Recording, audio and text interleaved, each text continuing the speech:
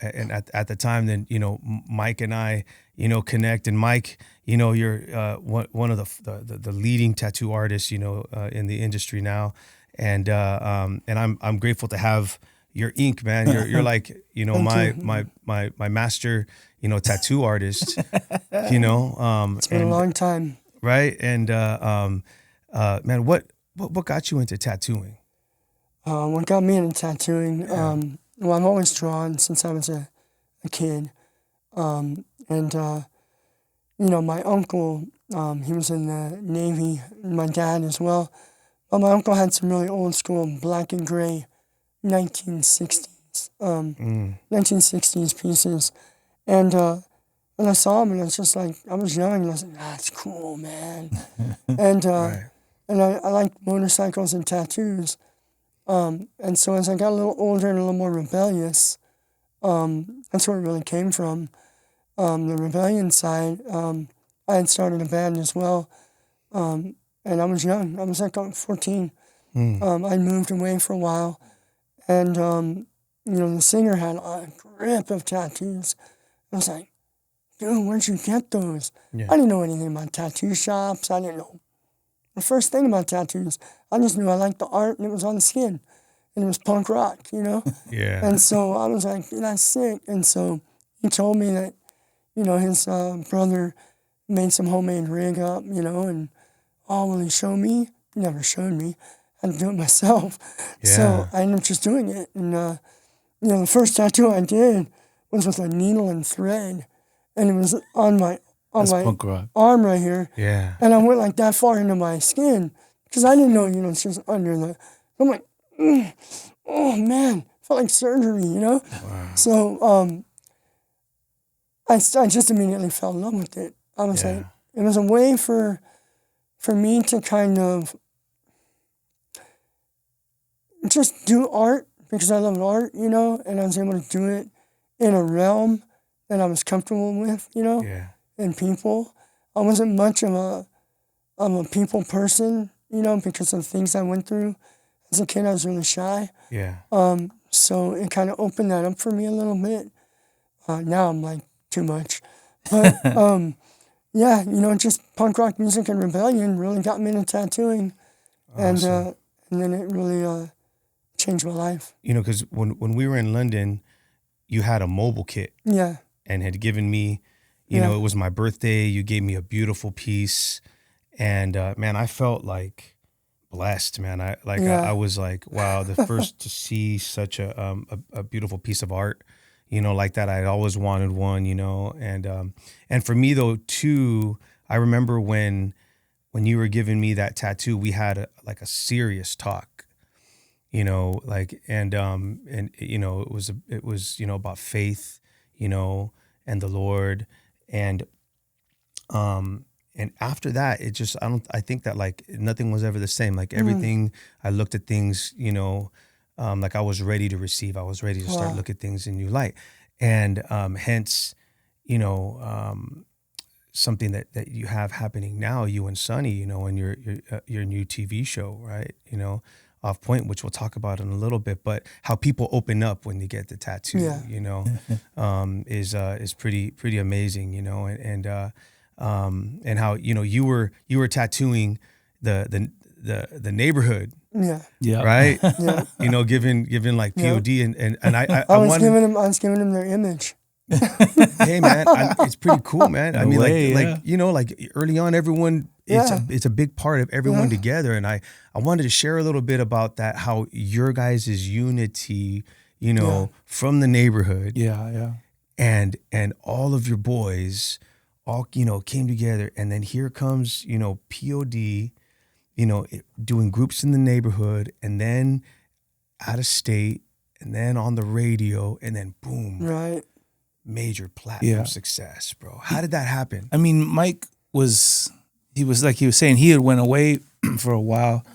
But we grew up together since elementary, and so we've been through a lot together. And when Mike came back to San Diego, he was going through his hard times, just dealing with addiction and even homelessness. And we had started the band just as teenagers, and we were playing shows. and he popped up to a show one time, and I had seen that he was pretty bad shape, and at the time I was living with a few of the other homies. We had our own little spot we were renting out, and then I was just like, hey man, just come stay with us, dude. You know what I mean? Just sleep on the couch, whatever. We'll figure it out. Yeah. We'll figure out life together. And he ended up getting sober and completely turned his life around. And we were still young kids, so we were still just trying to figure out things. But he started up his tattoo game again, and he was making machines from not even real machines, just whatever he could, and whoever was brave enough to let him do it. You know what I mean? So when you look at all the homies now, we all have, garbage. Obviously now he's a master craftsman. Yeah, exactly. Yeah. Who else is he going to practice on? Yeah. And he would, if we were brave enough to let him do it, and we were still all teenagers back then. Yeah. And he just started tattooing on all of us. And at the home, because even still back then, tattoos were still taboo. It wasn't like it was today.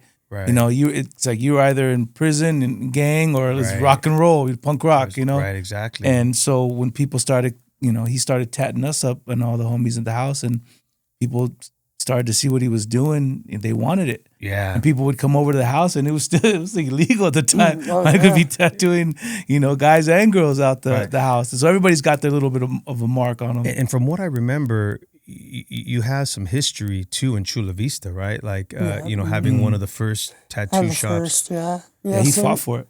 1996, I opened up the very first shop in Chula Vista. Wow.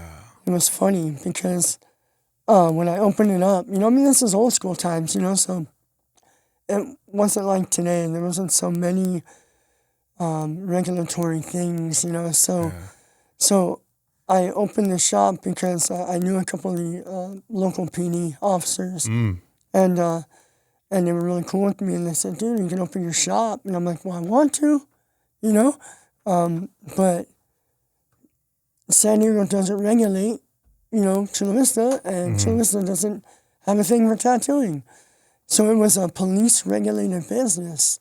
So I had to go to the police station to open up. It was a police-regulated business. Yeah, it was, like you said, it was taboo, right? Yeah. You're a criminal. And in Chula Vista, it was still very, very small, old school.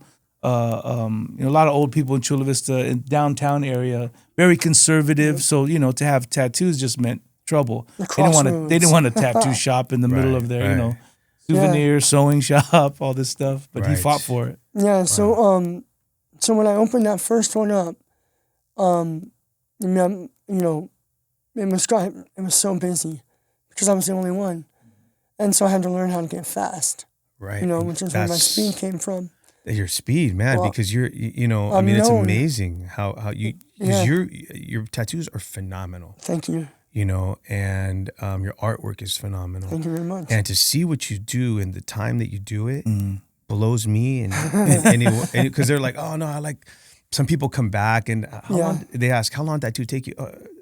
Maybe, 2 months. Right. Because they keep on going back for lines and then stuff. And Mike, you're knocking this out in like 4 hours. Yeah. And so, I built that up from traveling, Yeah. And traveling, just I had to have it done, Yeah. And it has to be good. It can't be like, oh, well, we'll just get it done. No, it has to be okay. Yeah. Focus, and it drains your body when you work that way. It really does. Yeah. And there's times, I worked 19 and a half hours straight. Yeah. And I'm known in this industry as being one of the fastest in the world. Yes. Not trying to brag or nothing. It's just, it is what it is. Well, I support that 100%. Thank you. But, Sonny was talking about fighting for the shop. And that was another shop in Chula Vista. I was the first on 3rd Avenue as well. Wow. And I had to fight for it. They came at me pretty hard. They came at me gangster. Like 3rd Avenue is the main drag in downtown Chula. I got my, put all my legal stuff in. Everything was good. Man, they did some bad stuff. I won't go into details because I'm not trying to slam anyone. But they did some hood stuff. And I knew I was right, and the Lord was in my corner.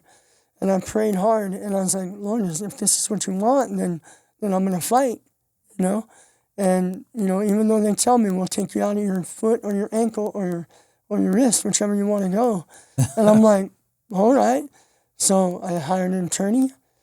I won't get in the whole story, but they jumped on it, and I opened my shop, and they backed off, even wrote me an apology Did you letter. open up the shop before you went on the road, or did the one in the first one in '96? Yeah. I opened that when me and Marcos got in a fight. Because he went on the road with us so I'm trying to remember the timeline. Yeah. But So he was touring with us when we were doing independent stuff too. But then once we got signed and then had success on our first, I had a little stint where I and he went on the road with us, and I mean he was tattooing it shows left and right. And even we had a different guy, Judah, who was doing base Piercing, teching. He was a piercer, and so these guys are. People were coming to our show, and then they'd go to the hotel afterward and get tattooed up, pierced up. And, I met Judah. I met Judah in Oklahoma, because we would always stop in Tulsa. It has a real soft place for me now. I've been going there for over 32 years now, because Sonny's uncle lived there, and so when we would go through town, we would pause, have some Guamanian food, half a day, and just rest, and we'd be like, dude, I want to get tattooed, and that's how it started in Oklahoma for me. Like you were saying, then we came home, and in '96, when I opened up my other shop, right, they were getting ready to go on tour with Korn to Europe, and I was teching for Marcos somewhat. I didn't really know what I was doing. I was a guitar player, so I thought, okay, I'll tune in, whatever. I didn't know all the technical things of this rack and the things now that I know, and so I remember it was a hard time, because I've known Sonny and since we were in kindergarten. I grew up with cancer, and they've always been in my corner. And I'm not gonna get emotional here, and I'm gonna keep it professional. It's all good. And so when we came to that time of kind of reconnecting. When P.O.D. started, right? That's when I reconnected, because I had moved out of the state for a year, right? Then I got into heavy drugs, doing crystal meth and living in the canyon and just doing, just dumb, not knowing what's up.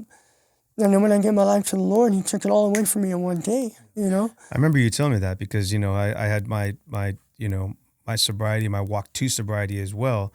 And I asked you, hey, do you do this? You do that? You're like, you know what?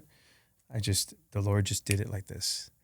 He did. And that was an He's amazing story. He's a rare story. I mean, I've been around, we sober guys and everybody, and some people have to, it's a lifetime journey, I mean? It's not always, God answers in different ways, Right. But he's one of those guys, especially, I think the kind of drugs he was on and what it was doing to just his body, just his life in general, but to really surrender to the Lord and then say, hey, God, take this away. And to truly surrender. And to watch it. And it's like, because I've seen, you see people, and especially even sobriety, like struggle all their lives. And it's just, so it's a battle they're gonna have to fight for the rest of their lives, And for Mike, I think just kind of his character alone, even with tattooing, his determination to do it and say, this is what I'm going to do. And, once he sets his mind to something, he rolls to it. And so I know that too. Yeah.